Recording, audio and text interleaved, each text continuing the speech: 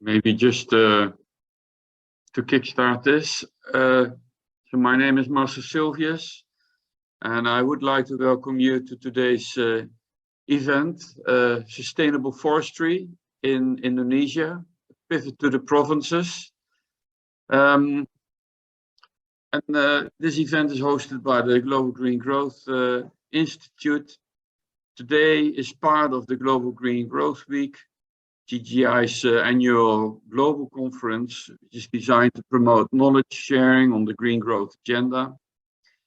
And it's also organized in the margins of our council meeting, which is happening this week. So this year's event is taking place under the theme of unlocking the potential of green growth and climate finance innovations. So before we start, I would like to give a few housekeeping details, and I will then give the floor to our presenters. The first point is that, of course, we are very pleased to host this event, this GGGI, and provide support for all the events. But the contents and the opinions expressed, of course, are those of the authors, of the presenters. Secondly, I would like to mention that to the presenters, to really keep your microphone on only during your presentation, and when you've finished your presentation, please mute it again, so we will not have any interferences between each other. Also, all other participants, please keep your microphone muted. Thirdly, the event will be recorded, and recordings will be available on our website after the event. You can always have another look again what happened during the session. Lastly, of course, there's opportunity for the participants also to pose questions. You can do that in the question and answer board or in the chat room of this session. And then after the presentations, we do have ample time in the session to address your questions. If you have any technical questions, please also type them in the chat room, then our support staff will try to help you. I think that's it for now. I'm not sure if we've been joined by Chris, who would be giving the introduction. He may have trouble linking up with us from Canada. But I suggest that we do start the session, and that I will present the slides that Chris was going to present if Chris is not here. Can you also enlarge the slides? Yeah, thank you. Chatur. So can you go to the next slide, please? So this session is really a very special session because it's being implemented by staff of GGGI themselves. These are the provincial representatives of GGGI in our 6 focal provinces of Indonesia: Central Kalimantan, South Kalimantan, East Kalimantan, North Kalimantan, Papua and West Papua provinces. And from each of these provinces, we are going to take a deep dive in one or maybe sometimes two examples of key work that they're implementing at the provincial level. So the session is focused on sharing learning from the provinces and also showing to you what the strategic strengths are of actually working at the provincial level. In many other countries, GGGI is just working nationally with national-based agencies. We also do that in Indonesia, but we do believe that also our provincial focus is providing an additional and very valuable dimension to our program. Next slide, please. So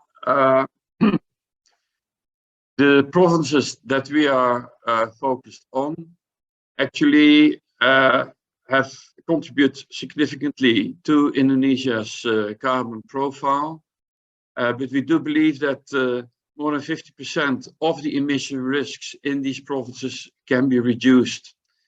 In North Kalimantan, we'll be looking at transitioning from extractive to sustainable landscape management through multi-level policy support. In East Kalimantan, we look at results-based payments from reduced carbon emissions.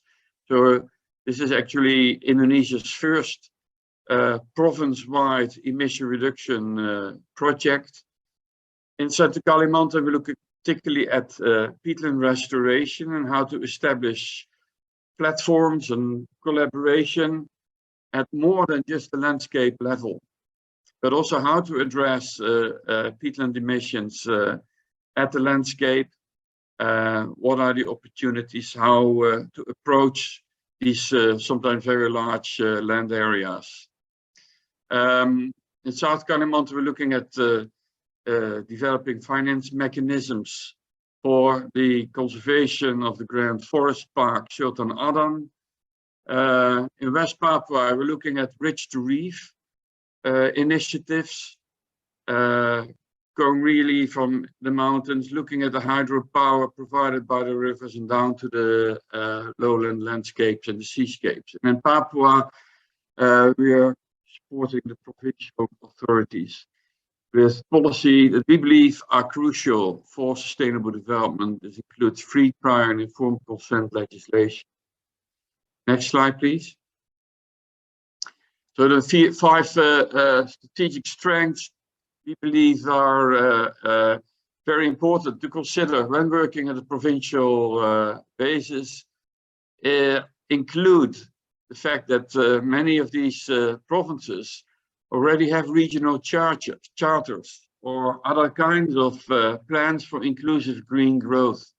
In our provinces, some key examples are in West Papua with the Manokwari Declaration, focusing on the conservation of 70% of all the forests in the province, but also in South Kalimantan with what they call the Green Revolution, where South Kalimantan is a province that has seen a lot of development, also a lot of unsustainable development, and the government is turning this around now, looking at restoration. We believe that at the provincial level, there's a keen understanding of the local development challenges and the opportunities for positive change. So the government there is closer to the local constituencies and they favor bottom-up approaches, but combined also, of course, with the top-down directions that are being provided by the national government. We believe that at the provincial level, one of the strengths is actually an enhanced or a stronger willingness to close the sectoral divides between energy, forestry, city development. Everything comes together at the local level. And also, we see a lot of boldness in innovation at the local level. And then in addition, we talk about landscape-wide approaches, we talk about free and prior informed consent, because it's how do we involve stakeholders in our programming? And at the provincial level, this plays a key role, how we actually manage to consult with all the key stakeholders in the development process. Next slide. So we will start with a presentation from our provincial representative in Central Kalimantan, Pak Hendrik Sega. Pak Sega, I'm happy to hand over to you now. Thank you. Okay, thank you, Pak Marcel. Hello, everyone. My name is Hendrik Sega. I'm the provincial representative for Central and South Kalimantan, but for South Kalimantan later will be presented by Pak Eko. First, related with the Central Kalimantan, with the title is Enabling Platform for Peatland Restorations. Next slide, please. As we know that the Central Kalimantan province has the formal document, such as the Central Kalimantan moving toward green roots in when the phase 1 of the GGGI in Indonesia. So in 2015. So in Central Kalimantan has a huge of forest with about 15 million hectare of forest with from 12 million hectares with 20 2.6 million hectares of peatland with use of the carbon storage. The tropical peatland in Indonesia, especially in Central Kalimantan, where the exploitation practices with the combination of the commercial logging, plantation, agriculture, and land conversion intensively, usually occur the forest fire related the El Nino event in some years. So from 12 million hectares, this 1.8 million hectare is palm oil plantation. So this is the high commitment from the government to conserve the environmental and the forest with the green growth mainstream in various development planning, including forestry, plantation, energy, and so on.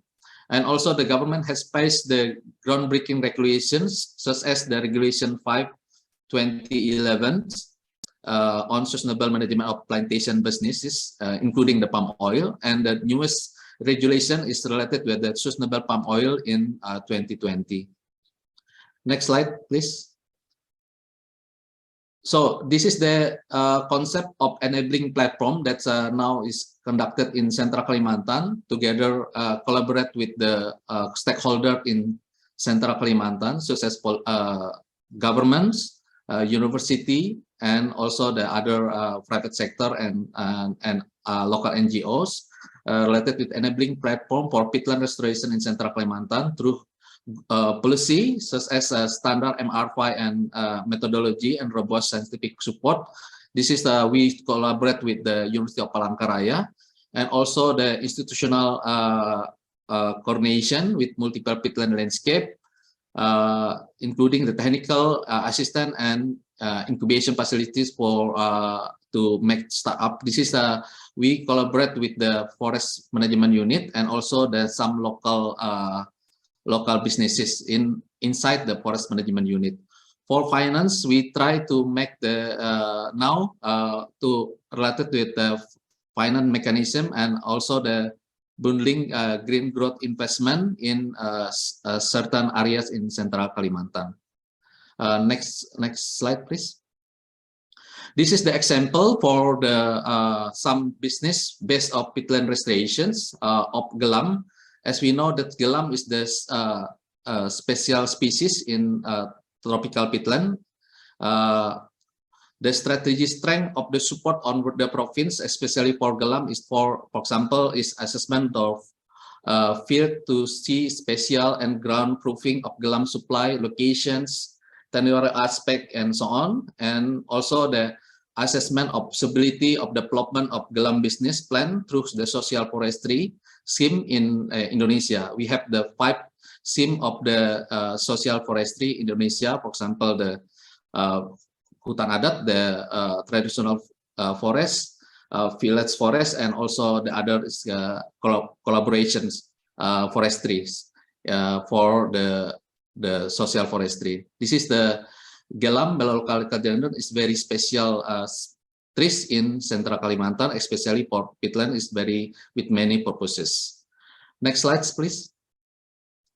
So this is the for integrated management intervention. We are together with the forest management unit and also the stakeholders in Central Kalimantan how to use the peatland in Central Kalimantan from peat dome, and peat dome areas is meant for sustainable production zone until the core areas for peatland for protection and restorations. Because as we know that the peatland is very unique ecosystem with the use of carbon storage. If these areas is broken and damaged, will be emit the huge also carbon to the atmosphere. For the final step is this is the next slide, please. So this is the project concept for restoring and managing and peatland landscape in Central Kalimantan. So this is this also they collaborate with the public-private investment and also the public community investment. Now we are working also with the forest management unit and also the small business in the some areas in Central Kalimantan, in the some district, for example, in district Pulang Pisau and district Kapuas. I think that's our brief presentation from Central Kalimantan. The next slide will be delivered from South Kalimantan by Pak Eko. Please, thank you. Hi, everybody. Good morning. My name is Eko, and I am a senior assistant for GGGI Central and South Kalimantan in Indonesia, and it's been interesting to help running several projects in the province. I would like to present an interesting project initiated by our local government in South Kalimantan province, named the Sustainable Financial Mechanism for Water Services and Conservation in Sultan Adam Grand Forest Park. Indonesian called the Grand Forest Park as Taman Hutan Raya. The common name is Tahura. So during the presentation, I will use the term Tahura. And Tahura refers to the Indonesia regulation is a group of forests means to conserve the germplasm. Next slide, please.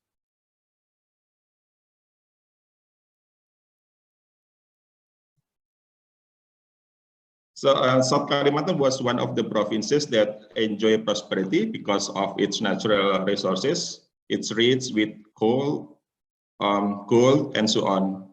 And it is one of the wealthiest regions in Indonesia. And then slowly the status decreasing in 2011, and up to now, its GDP is below the Indonesian national average. Then the local government realized this and trying to shift its development policy to be more green and sustained. And one of their highly recognized by the national government is a Green Revolution program.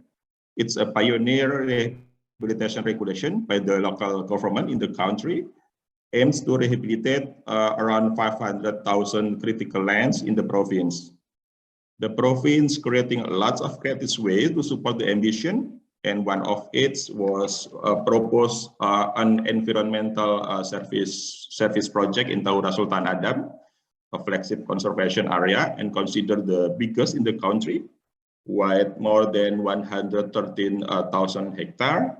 And even it is a conservation area, the Tahura also hosting more than 34,000 villagers living in 27 villages whose livelihood depends on the Tahura condition.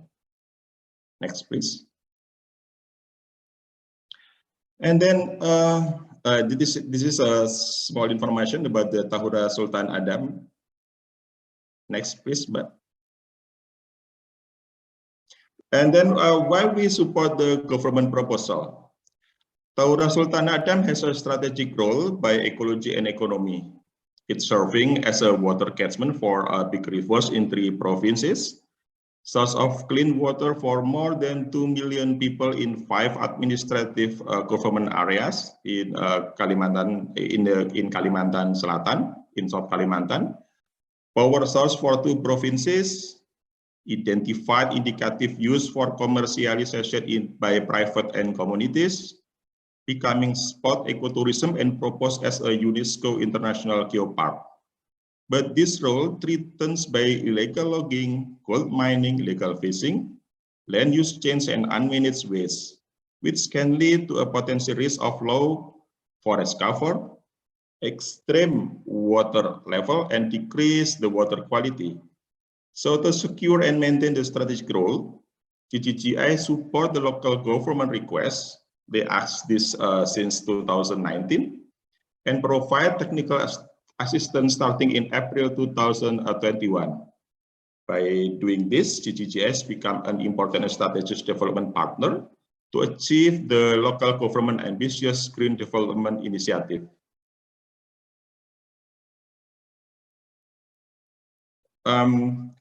The last why this project interesting is that the government buy-in both at national and subnational level is high because the project potentially support the program. For example, contributing on the Green Revolution at the subnational level, and the Indonesian Forestry and other land use net sink, and the nationally determined contribution at the national level.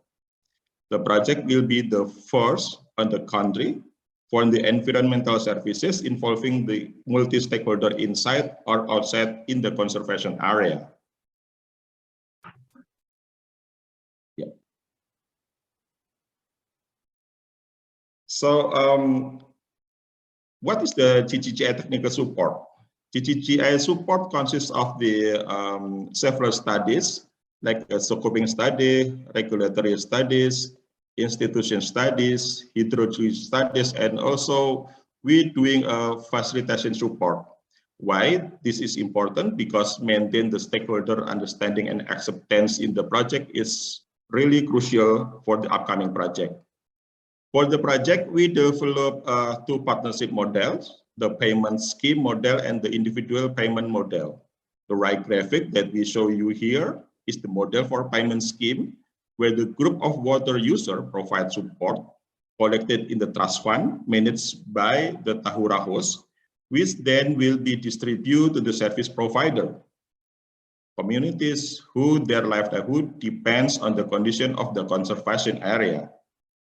The other one is concept where the individual company build a consensus with the community facilitated by the host. Next.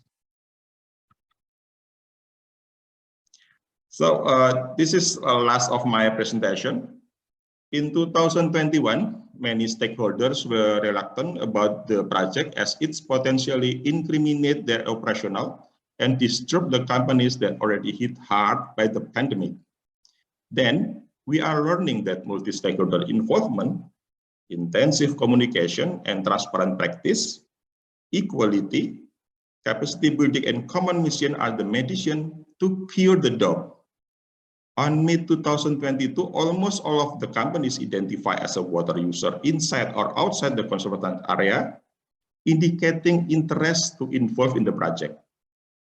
So that's all for my presentation. Hope you all enjoy it. Thank you. Thank you very much, Pak Eko.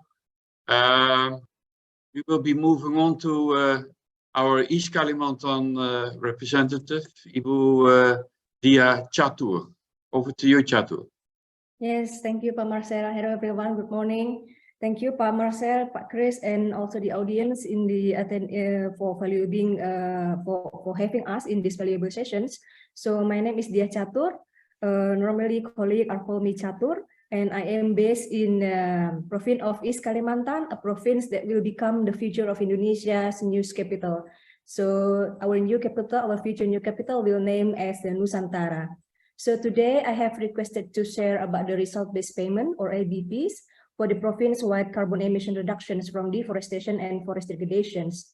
This program is now being implemented in the jurisdictional area of East Kalimantan that covers about 12.7 million hectares and carried jointly by the various stakeholders such as the Ministry of Environment and Forestry, the East Kalimantan government, including their district and also city government, the villages government and private sector, community groups, university, and other development partners.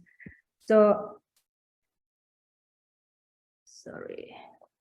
I would like to give you a bit of background on why this province is important for GGGI's work. So East Kalimantan is one of the largest province economies in Indonesia. They are abundant with the natural resources such as the tropical rainforest and then oil and gas and also coal. So these conditions are the this community are the backbone of the regional and also national economies. And therefore, the province economic structure is dominated by non-renewable resources rather than the renewable ones. Yet it is unfortunate that the processing industries are minor in this province. So all natural resources were extracted and then shipped to the other island of Indonesia to be processed. And this condition was leaving the province with the enormous environmental impact. So realizing this environmental impact that resulting from the unsustainable development, the East Kalimantan government declared a carbon green in 2011. It is like a movement toward the green growth where every effort and resources of the government and non-governments are directed to improve the quality of the environment of the province. So in order to transition to sustainable economic growth, the province also include the economic transformative structure and concept into their midterm development plan since 2013. All effort to reduce dependency on the extractive community economies are taken during that period, including the involvement of the universities, and also preparing the economic zone, infrastructure development, etc. However, as some regulations and authority remains at the national level, so more homework in the policy transformation is required. So the GGI saw it is as important opportunity to the province with a strong policy and regulations to bring close to the green growth. So that's how the GGGI start working with the provincial government of East Kalimantan. We are working with this provincial level under 3 mainstream. The first mainstream is how to promote the green policy and planning. And the second one, how to identify the potential green investment over the province. And then building and sharing knowledge parties and to make sure that the legacy is still there beyond the project. But on top of that, the key actors and effective communications are crucial for the subnational implementations project. So this is something that we believe as the key for us when we are engaging with the provincial government at the subnational level. So about the RBPs or result-based payment, it seems for me personally, it's like a witnesses the process of RED-based development in Indonesia, where other provinces in Indonesia or even countries doubt the viability of the RED+ implementations. The East Kalimantan government continues to work with the Ministry of Environment and Forestry. It takes more than at least 5 years from structuring and composing the idea note and then to the full proposal of the emission reductions until its successful entry the payment agreement in 2020. So 5 years is quite a lot of time for them to work together. So the province-wide emission reduction is also contribute to the design of the importance of key of national RED+ implementations and instruments. It is including the benefit sharing plan mechanisms and then the safeguard development, the grievance mechanism, how to we mainstream the free prior informed consent principle during the implementations of the emission reduction program, and then also the emission reductions at the province at the East Kalimantan also feedback to the national MRV system. Yeah, these are the amounts of the that we observe as a challenge and that we learn when we are assisting the government of East Kalimantan in developing their first RBPs emission reductions program. The emission reductions program actually heavily based on the combining of the spatial and statistical approach, which resulted into the integrated sector planning. This requires every sectors to work together and then pay attention to their interrelationship with each other. So during this process, actually, we found that deforestation and forest degradations receive attention from the across sector. But due to the complexity of the ER program itself, we also observe that our provincial government, their awareness was raised, and then they are more confident when to put kind of a capacity building program and also budgeting during the process to ensure that all of the process, all of the methodologies are well understood and then can be implemented well by themselves.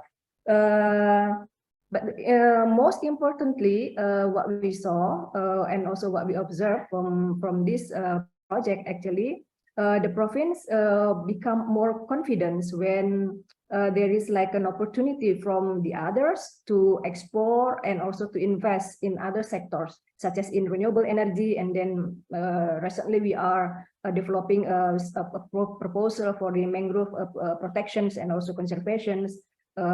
This is also aligned with the national government on the blue carbon development and then also with the climate adaptations for cities. So these are several areas that are now growing in this Kalimantan province. The level is still in the scoping, in the preparations, but we believe that this is also the impact of kind of working with the very, very difficult emission reductions that we are facilitating previously. But yet, of course, the challenge remains, such as like cross-sector coordinations at the various level, and then the rotations of the government staff, and then still there is like a lack of technical skill within this government body. So yeah, I think we believe that since the spirit and commitment are still alive at the province level, so as long as that is still there, then we will support them. I think that's the benefit of having a country-driven program. That's all from me, Pa Marcel. Thank you for listening and happy to discuss further. Thank you, Ibu Catur. Very insightful.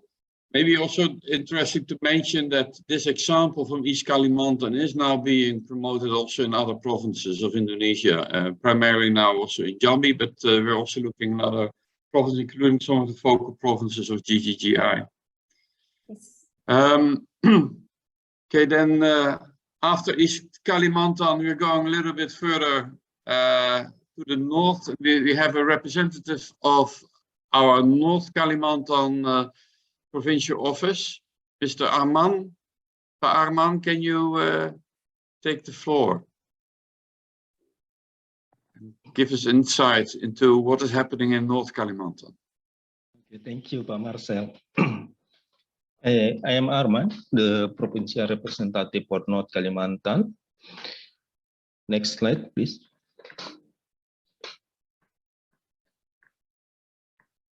Yeah. As you know, the North Kalimantan province is one of the new province in Indonesia and also the new province for the GGGI. And North Kalimantan also has the challenge on how to implement the sustainable development. You can see in the map, the picture, the North Kalimantan is a very wide intake forest. The forest cover reaches more than 80% of the total area of the province. And the priority development in North Kalimantan still focus on the infrastructure development and urban area development. This will, of course, have an impact to the North Kalimantan base intake rainforest area and also threaten the customary people forest and the water resource in North Kalimantan. This is why GGGI work in North Kalimantan. GGGI support to integrate the emission reduction and SDGs target into development planning through the strategic environmental assessment in the midterm development planning. And the second, GGGI support the 5-year strategic plan of the provincial service agency.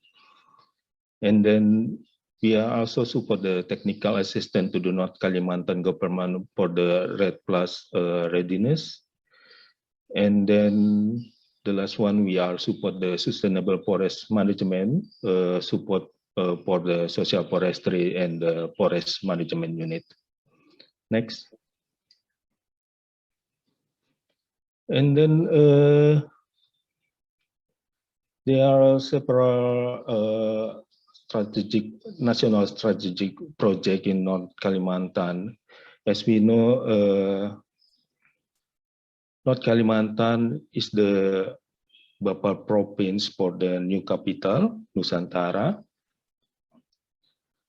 And North Kalimantan have the potential for the hydropower with the potential to reach more than 10 gigawatt. But it is necessary to ensure how the selection of the right technology for the hydropower plant is needed. And the second one is in the North Kalimantan, there are plans to develop the huge green industrial park, which cover an area about 20,000 hectares. And it is necessary to ensure how the development is carried out in the sustainable manner and also reduce the impact on the environmental and also for the community. And we believe that GGGI can play an important role to ensuring the green growth is implemented in North Kalimantan. Next.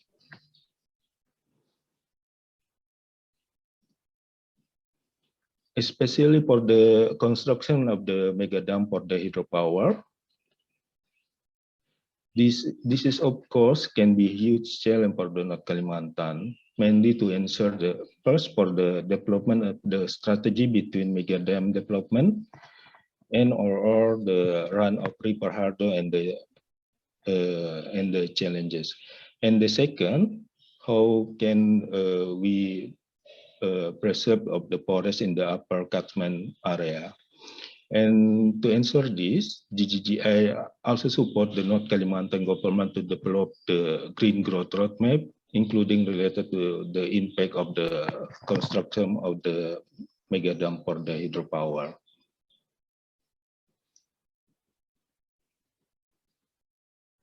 Next. And GGGI also support in North Kalimantan the implementation of the green growth at the village level. We also support the initiative of the Pura Sajo village, where the Dayak people have the successfully protected rainforest area. They call it Tanaang, with the critical water resource. And also the local people success in protecting rainforest. The area is surrounding by the lodging and forest plantation and also the coal mining. And it is also aligned with the national and province development goal. What we do in the Pura Sajo village, it is also profit the best practice of the green growth at the village level. You can see the map of the rainforest area in the Pura Sajo of the Tanaang. It is surrounding by the lodging and coal mining and the forest plantation area, and it's very important for the Dayak people in Pura Sajo. And what we do, what we target, what our output for the Pura Sajo next. It is we support the village government to develop the village planning document and also develop the master plan document and the regulation for protection and tourism of the village protection area.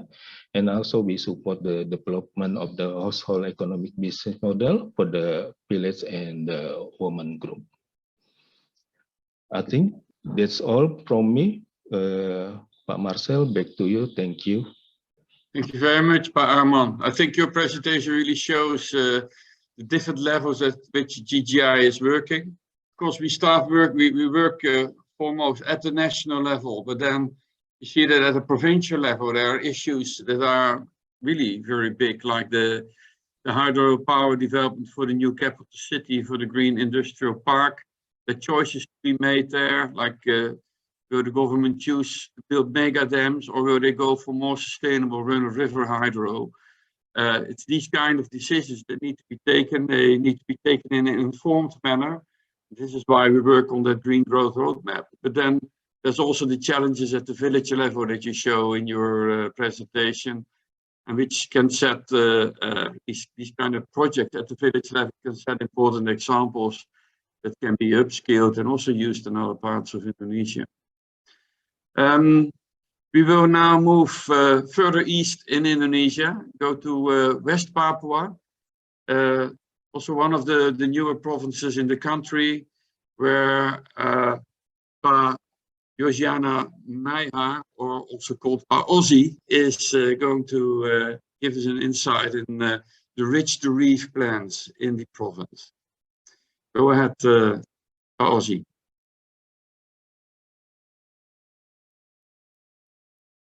I think you're still muted because I don't hear you.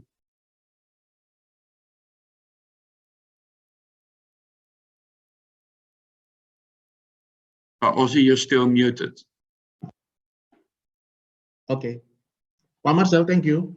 Yeah. Yeah. Can my voice be heard properly, Pak?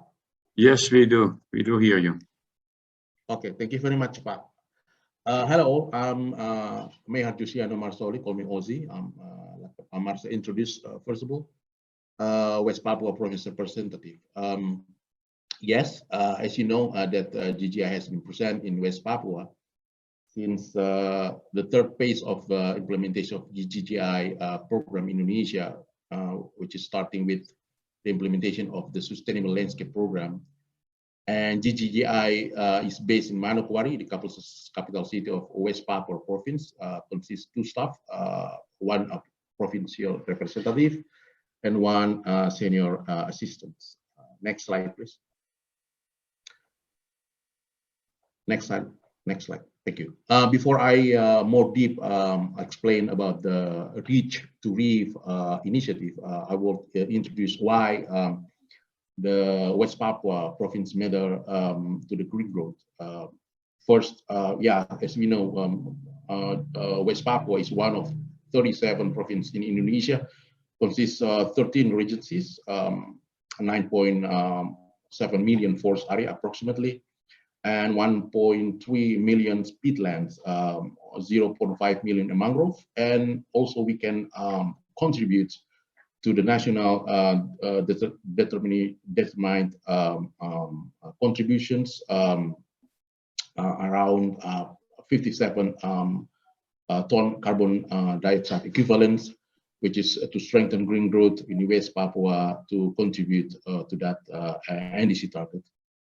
West Papua province has signed the MOU also with the central government related to a low carbon development program, which is transformations from the local action plans to greenhouse gases to the local carbon low carbon development plans.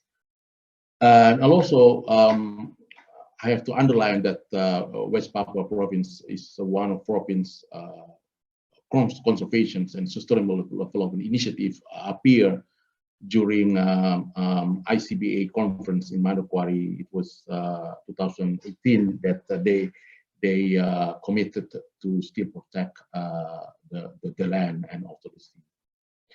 And after that, I mean, it's a very strong commitment for the local province governments that there has been issued to regular issues related to special regulation to support the implementations of Declaration Manokwari, which is special regulation for concerning the protection of customary and low communities, and also concerning about the sustainable development, which is include the green growth aspect more fundamentally.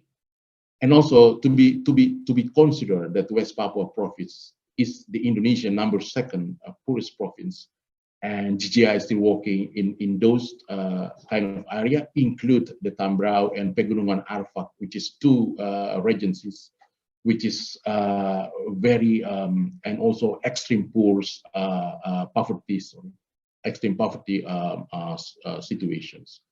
Next slide, please. Yes, why GGGI works in province? I would like to say this is very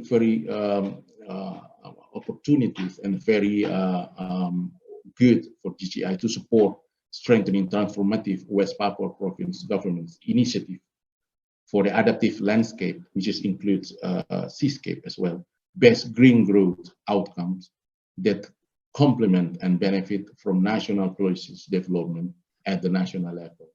And also, we still consider why makes them so strategic, because an iterative process paid special attention to emerging national program with implication for regional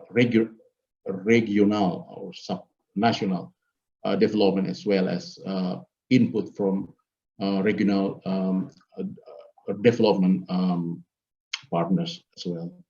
GGGI trust a rule at national and sub-national province levels will be essential to guiding economic recovery in more sustainable directions. Fortunately, like Pamars and I mentioned before, at the sub-national province level, there remain a generally heightened sense of the need for green growth and its safeguard as articular in regional political declarations, such as Manokwari Declaration in West Papua, where goal into regular the achievement of the target carry out in the revision of the regional spatial layout planning into the protected area, which is still focused for protect 70% land and also include 50% of sea in the West Papua region. Next slide, please.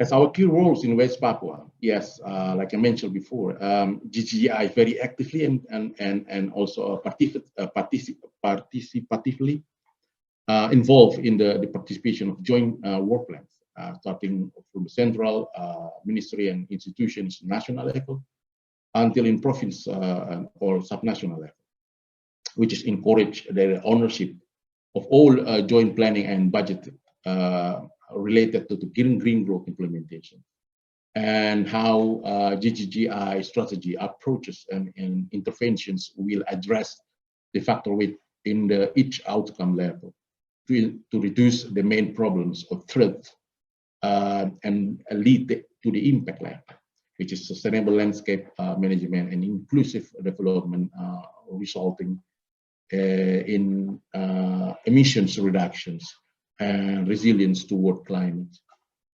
Number second is responding to the province initiative aligned with the national development goals such as conservation and sustainable developments, province emission reductions, LCDI working group, for instance, provide input of the environments and forestry aspect related to the indice and also FOLU Net Sink into the West Papua Regional Development Planning 2023-2026.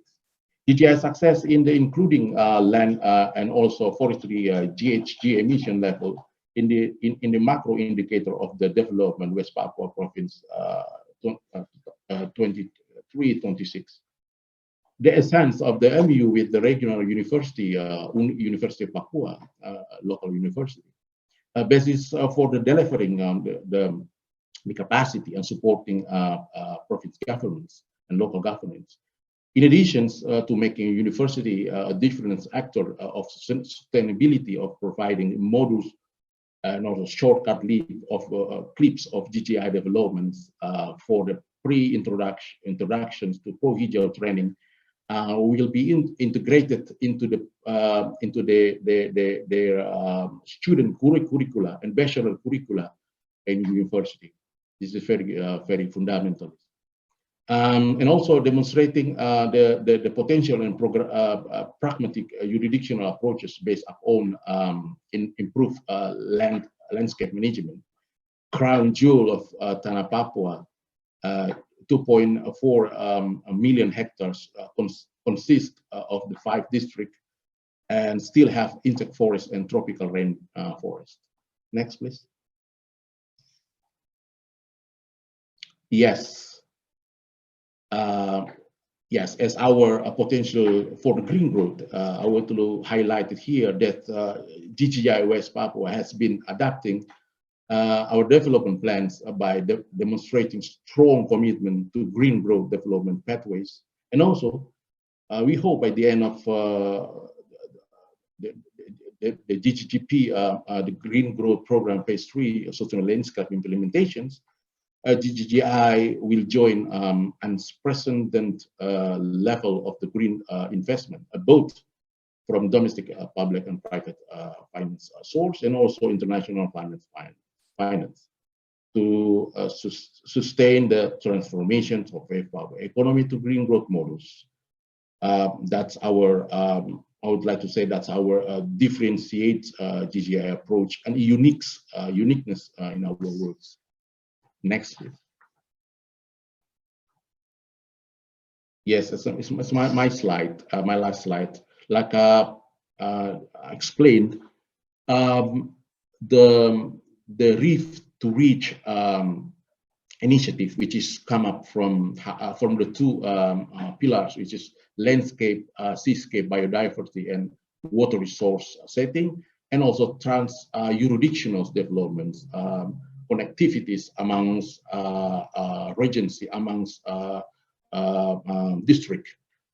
we know, yes, some area, some district in West Papua, there is huge of potential water source from rivers and lakes, and also during work together with the university, there is pre-assessment on 800 more rivers, large and small, in several area in the top hat of a bird of West Papua. And like example, in Tambrau, there is 14 large river has capacity of around 300 and 500 megawatts, which is potential for hydropower and also for the hydro clean energies, which is very, very strong potentials to push for energy aspect and energy program in features. And also amongst that, it's also how to see the potentials of terrestrial forest area to lead back turtles and also tunas surround in the coastal base in the north part of West Papua. And also connectivities amongst upstream and downstream, how to connect the source in the up and the economic activities surrounding in the west coast, in the coast area, the downstream connection. Is like a with huge demonstrations and degradations, and also has initiative to good result, but not only for the sustainable green growth, but also for poverty reductions. How to connect from Tambrau to Arfak Mountain, and also how to connect until in Raja Ampat the separate piece of the so we call it the coral triangle. How connected in the south part of that landscape, the Sorong Selatan, which is approximately 750,000 natural sagu forest, which is our own tin pit, which is more huge potential to connect in the more in the south and in the southeast Fak regions, which is huge deforestations and degradations landscape, and also has unique nutmeg area. And also back to Kota Sorong, which is municipalities of special economic zones, which is lack of sufficient electricity supply, which is this is very challenge as in working in this province, how to make it come true, and how to combine green growth in the one aspect, and also poverty reductions for the community here. And thank you very much. Back to you, Pak Marcel.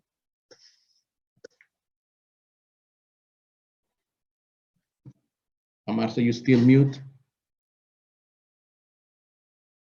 Thank you, Pa Ozzy. You sketched in your presentation really the importance of recognizing the connectivity between the different parts of a huge province like West Papua, where the upstream areas in the mountains, the hydropower in the rivers, the industry and the fisheries below at the lowland and the coastal levels, they're all interconnected. We saw the same in North Kalimantan in the early presentation, where the hydropower is also considered as a main source for development for the new capital city in East Kalimantan and the Green Industrial Park in North Kalimantan. So these interconnectivities are important to consider, and then the major development needs, as well as the plant development. They provide significant threats, both in ecological sense to these major forest provinces, but also in a social sense to the customary people. I think particularly in Papua, also in West Papua, the traditional land use, traditional land ownership as well plays a key role in the planning. The stakeholder consultation is very important. So in the next presentation, we will be hearing from our Papua representatives and he will be sketching for us what the GGI is doing in providing support to the provincial government in their endeavor to strengthen stakeholder consultation, to strengthen the involvement of local people in the planning process. So I'm very happy to hand over to you, Pa Marco, our representative of Papua.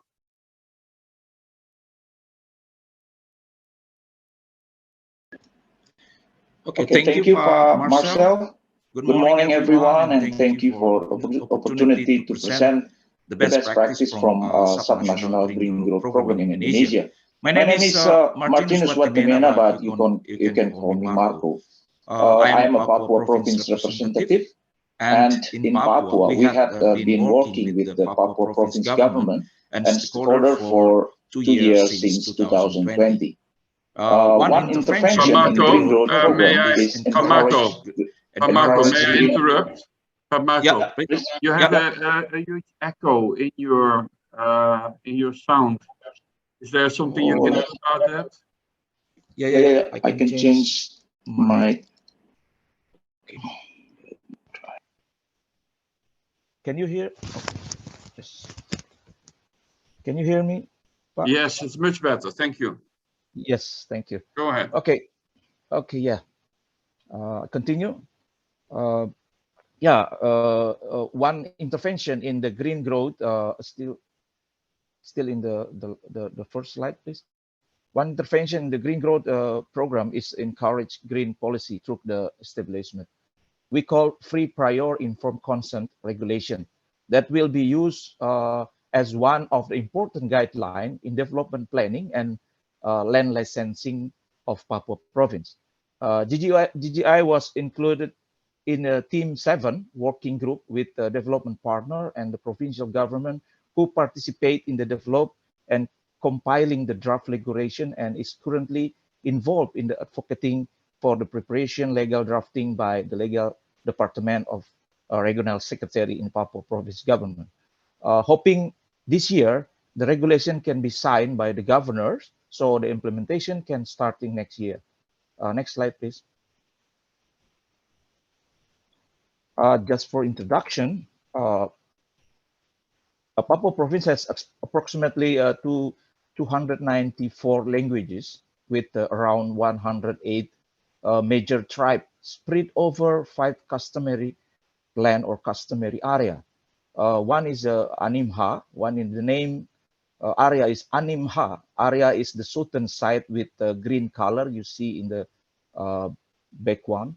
And Tabi is the north side with gray color is a north side. Lapago in the highland with the light of green color in the middle of the mountain, and Mepago in the west side with the brown color. You see near the West Papua, and the last is a Saireri area. It's in the island in north side with the dark green color. If you see in the map, Papua province is a part island of New Guinea, which is recognized globally as an island of paradise with the center for biodiversity in the world. Therefore, Papua province has a strong commitment to sustainable development through the Papua Vision 2100. We call development of Papua province based on unique social culture characteristics. It is guaranteed we ensure better quality for 24 million hectares of forest cover and 1.2 million hectares of coastal and marine area. The challenges, we still have challenge, of course, and problem in Papua. The challenges today, there are still conflict over land tenure and the licensing of large scale such as oil palm plantation and etc. Another challenge at the moment is the government limited recognition of customary right and traditional use of natural resource management. Next slide, please.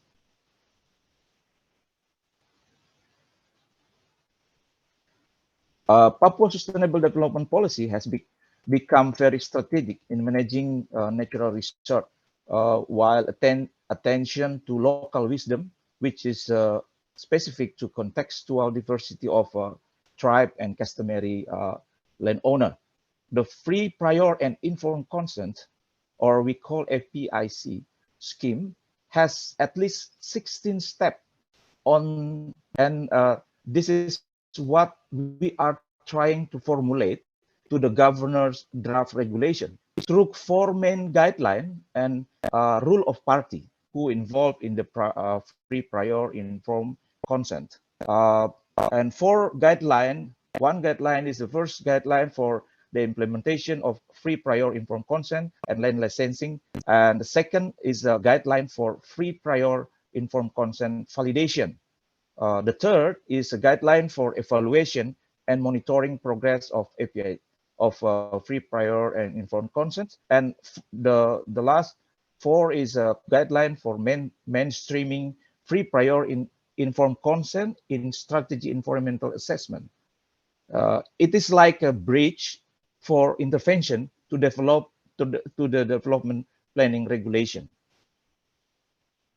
We also define the role of the parties who are involved, such as government as catalyst, mediator, and facilitator, indigenous people or who are customary land as decision-making, and involving in the all free, prior, informed consent processes.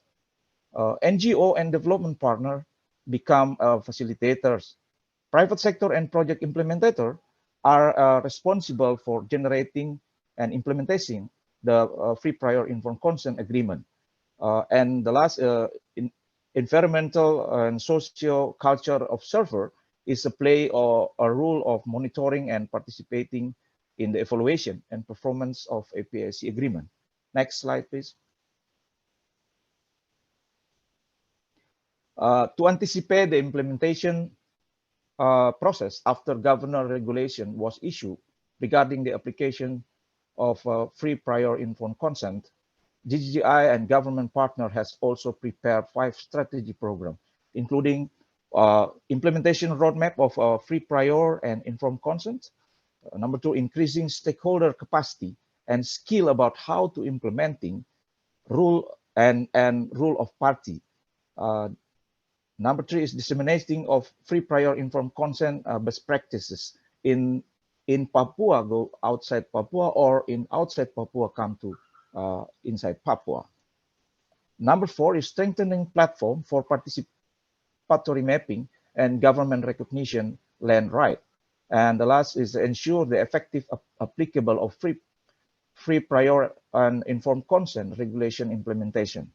Next slide, and the last, this is the last slide. We hope the free, prior, informed consent policymaking model in Papua will be the best lesson or the best practice in the pioneer for the other provinces and places, especially in the reducing land tenure conflict, creating effective collaboration among parties, including and certainly certainty of land recognition for Papuan people, which ensure healthy and sustainable natural condition for the next generation. Thank you. Back to you, Pa Marcel. Thank you very much, Pa Marco. And I think your presentation underlines one of the key aspects of green growth, and that is the inclusivity of green growth. So how to involve local people, how to build from the basis that the people actually provide, the local people, and recognizing their rights, also their rights to their customary land. It's very interesting to see that the Papua government, Papua province government, has taken this is one of their key priorities for development in terms of the legislation and improvement of the planning processes. At the beginning of our session, I forgot that we actually have also a very special guest, even though not speaking directly, but through a video to us. So I would like to ask you, Miwa, to put up the video of Mr. Ban Ki-moon, our president and chair of GGGI, to give his welcome welcoming address.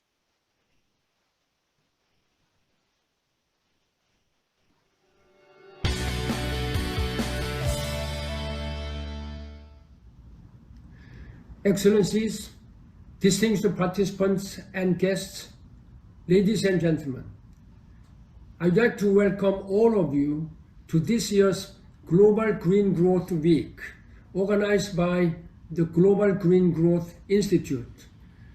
Your participation is evidence that we, the global community, demand climate action, and I want to thank you for doing your part to drive and empower green growth. The climate crisis is perhaps the defining crisis of our times. Every year, we can read and hear more and more about the devastating impacts of extreme weather systems, and this year is proving to be one of the worst years yet, with the record floods, the droughts, and the heat waves, all of which lead to displacements from homes, food crises, and wildfires that disrupt and destroy the lives of millions. We are destroying our hope for a better future, and we need to work together to save our planet.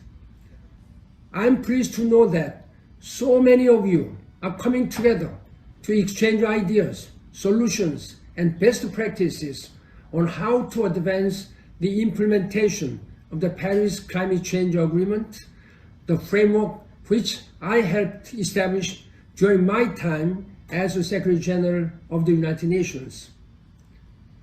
I'm especially pleased to know that many of you are joining from all corners of the world, including Africa, Asia, Latin America, the Middle East, and the Pacific, and many of the solutions to be discussed are coming from women and indigenous communities who are most affected by climate change. I encourage you to take full advantage of Global Green Growth Week and engage with one another as green growth champions and practitioners. The climate crisis will require collaboration and collective action from each and every one of us, because climate change knows no borders, and climate change does not discriminate based on race or social class. We can transform our economies and societies and leave a better future, a sustainable and inclusive future, only if we work together. The challenges will be difficult and there are no shortcuts, but if we work together urgently, I think we can do it. As I have said before, there is no plan B because there is no planet B either. I hope you will join me to make the world a better place for future generations. I wish you very fruitful and successful events during Global Green Growth Week. Thank you.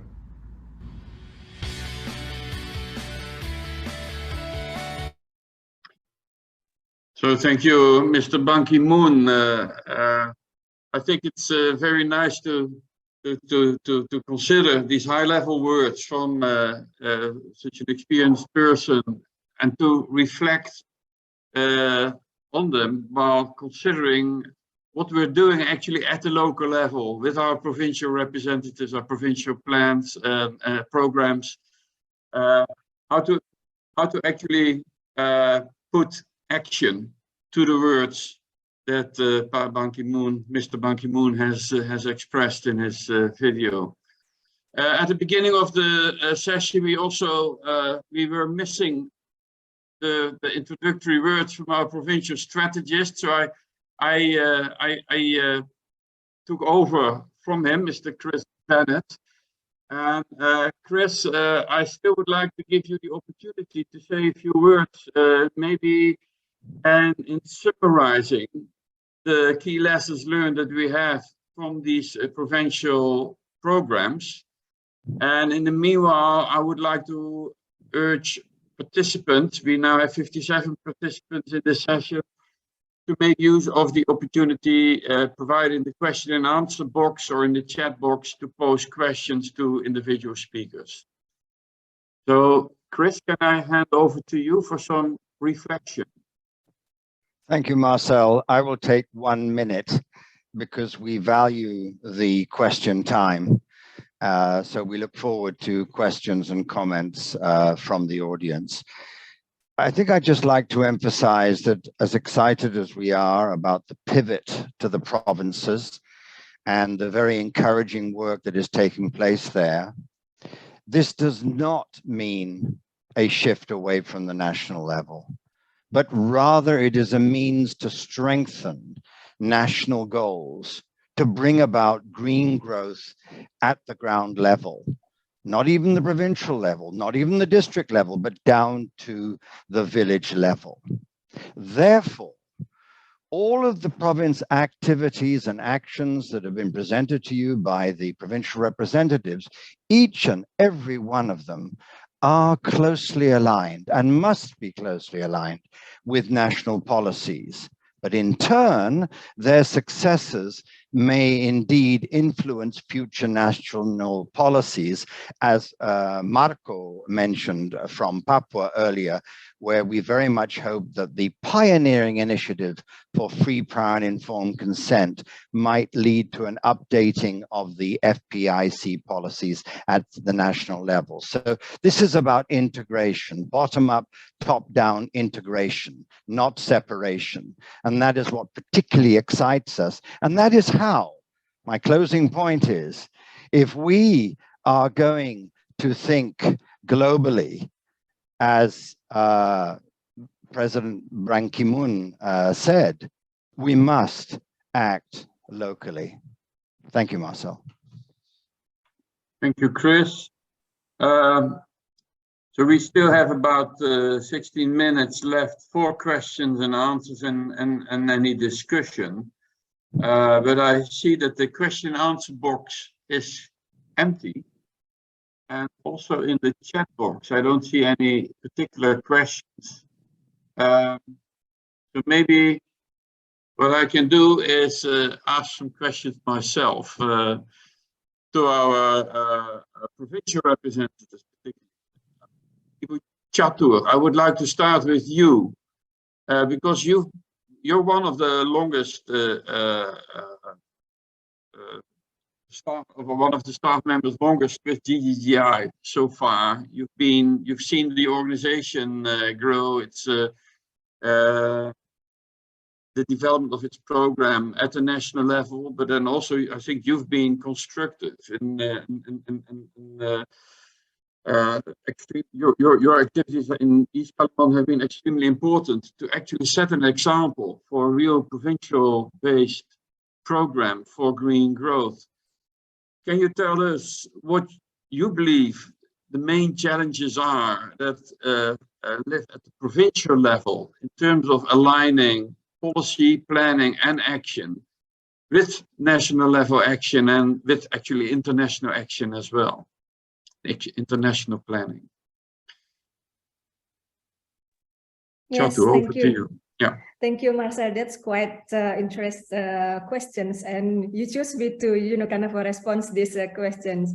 I would like to share a bit about my opinion about this, Pak Marcel. So, starting working with GGGI back in 2013, I think during that time, the development of our national government's regulation regarding to the, kind of reduce the risk of the climate change impact, and then also in terms of the private sector involvement in the climate financing is quite low during that time. So the challenge will be at that time, first of all, when we are working at the subnational levels, of course, how to make sure that we are in the same page, meaning that there is like a gap at that time. How then we kind of bring together the awareness, or maybe bring together the understanding of the local our local partner, that when we are talking about the environment, when we are aiming to get our growth green, and then how do we make sure that our people welfare, this is something that, you know, kind of not in the different spot. So how to make sure that it is well understood, and we can make sure that it can be blended. And then, yeah, this is like an interactions between those kind of three area: how to improve the growth, and then how to make sure the sustain environment, and, you know, of course, the main goal is for the people welfare. So that's the most challenge, because what I saw that our government is very it's very excellent when they are developing planning, Marcel. So they are very good in developing planning, such planning A, B, and C, something like that. But they are still weak in terms of how they involve other partners, how they invite potential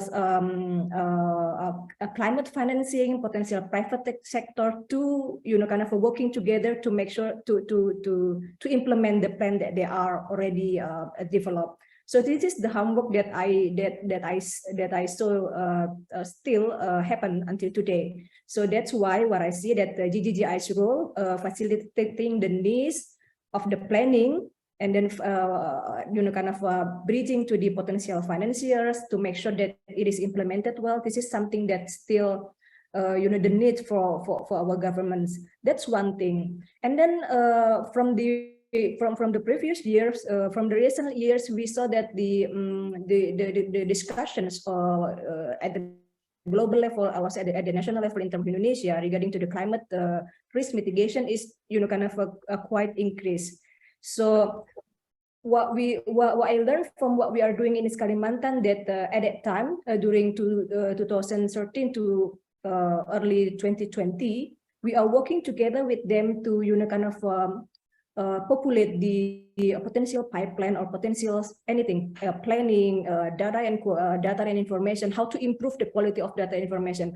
So when the time's coming, when the regulation at the national level or even at the international level there, we at the subnational level are able to, you know, kind of use this kind of improved data information that we already gathered during this facilitating process with the GGGI. I think that's from me, Pak Marcel. Thank you very much, Ibu Catur. I see the question and answer box still empty. Let me ask also a question to our provincial rep in Central Kalimantan, Pak Sega, also one of our longest staff members, working longest with the organization. Pak Sega, you've been around in Central Kalimantan for a very long time. You've seen the national planning and then how the provincial planning links to that. And meanwhile, we still see there's a lot actually not happening in terms of peatland restoration. There's a lot of attempts being made. There's a lot of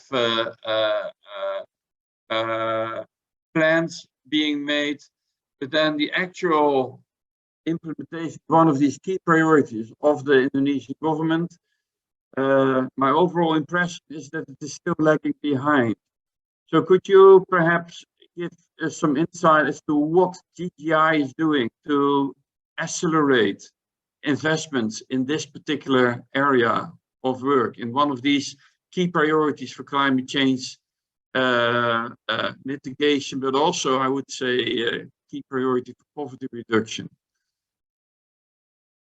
Over to you, Pak Sega. Okay, thank you, Pak Marcel, and hello everyone.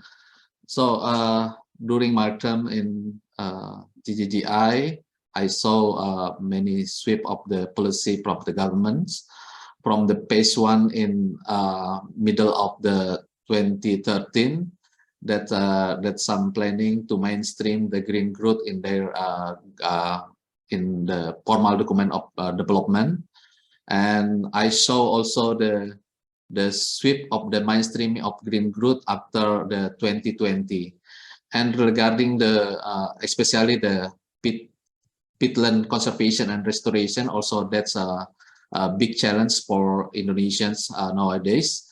but we glad that in last few weeks ago, Indonesian government already makes this kind of the economic value of carbon. That's also the big challenge, also big opportunity to GGGI to support the Indonesian government, especially on how to bring the green investment in the peatland as the huge carbon storage in the world, especially in Central Kalimantan with more than 1 million hectare of the peatland. I think this is the opportunity for next GGI support for Indonesians, especially the commitment from national and province governments, not only in Central Kalimantan, also for South Kalimantan, to bring the province of their areas to be green and also with the sustainable way. I think this is the opportunity for us to work together again to government of Indonesia, not only the national, also for the provincial level.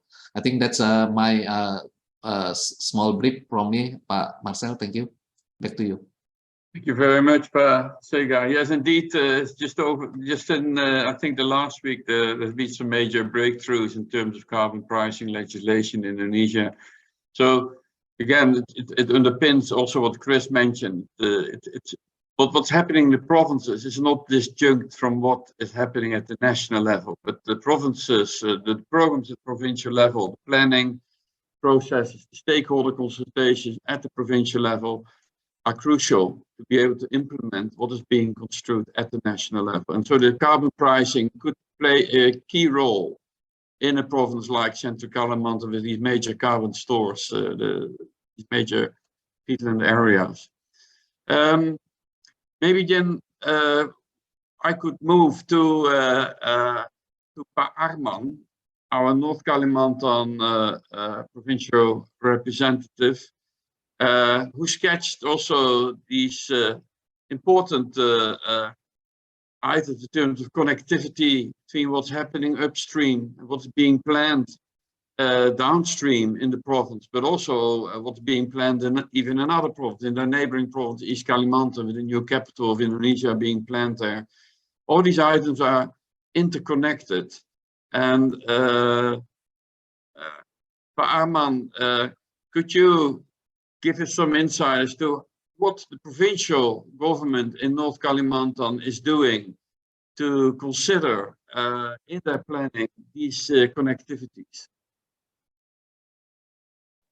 Yeah, thank you. Thank you, Pak Marcel. Yeah. What I already mentioned in the presentation about the North Kalimantan province as the buffer province for the Indonesian new capital Nusantara, and the government of North Kalimantan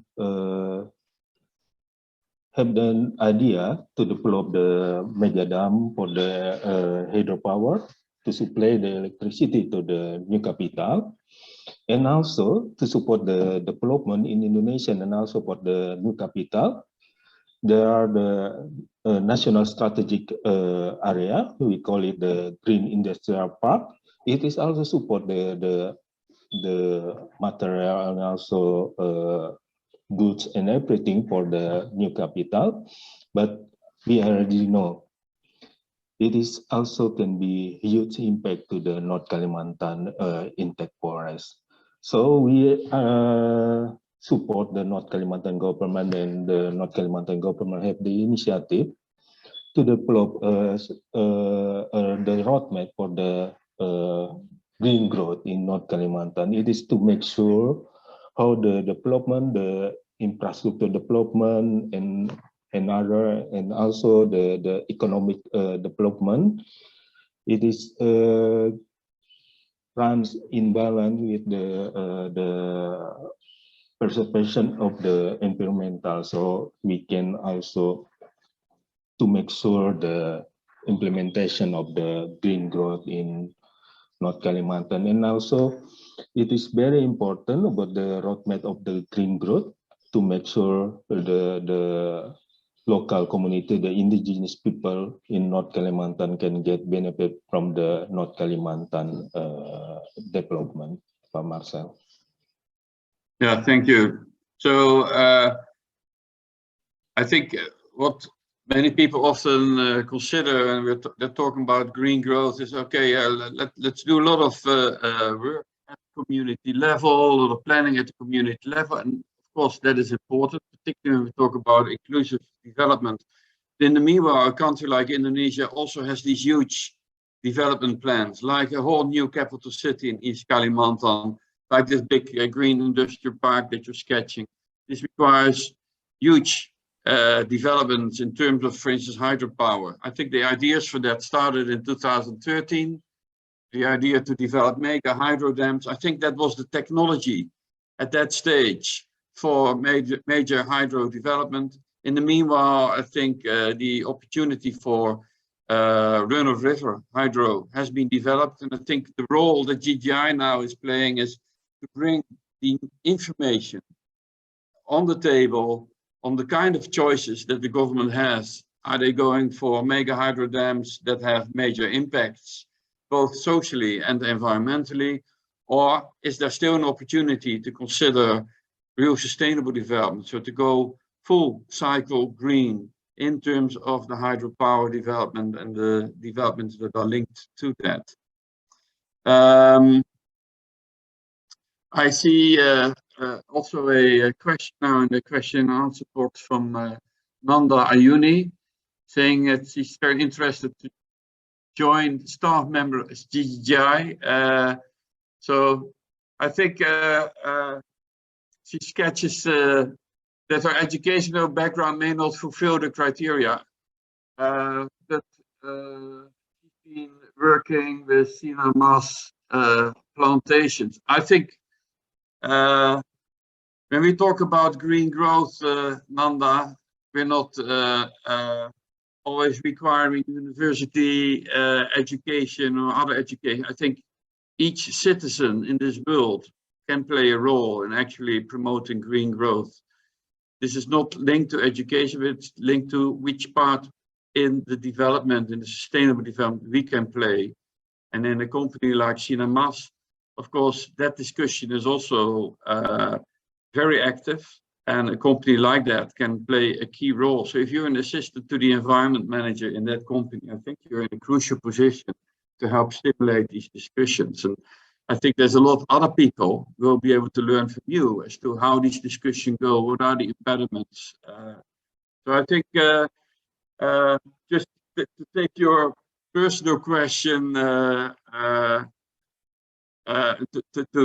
upscale that to what that means internationally and nationally and at the provincial level, I think each of us can play a role in sharing information, sharing knowledge, sharing experiences from the environment in which we live, the social circles in which we live, from the work that we do.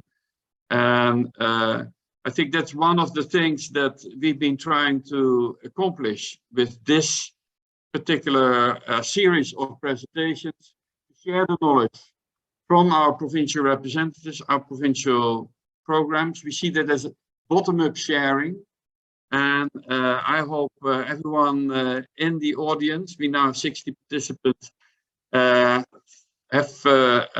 been able to learn from that, gather new ideas, perhaps new insights, and but also maybe new inspiration how each of us as world citizens can play our part in promoting green growth and sustainable development.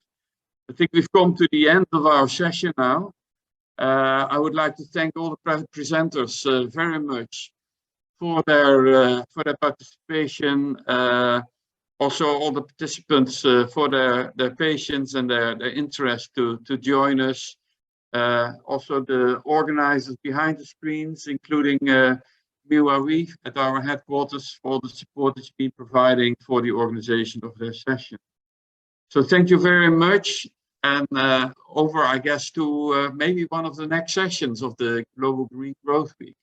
We welcome you very much. Bye-bye. Bye-bye. Thank you. Bye. Thank you. Bye-bye.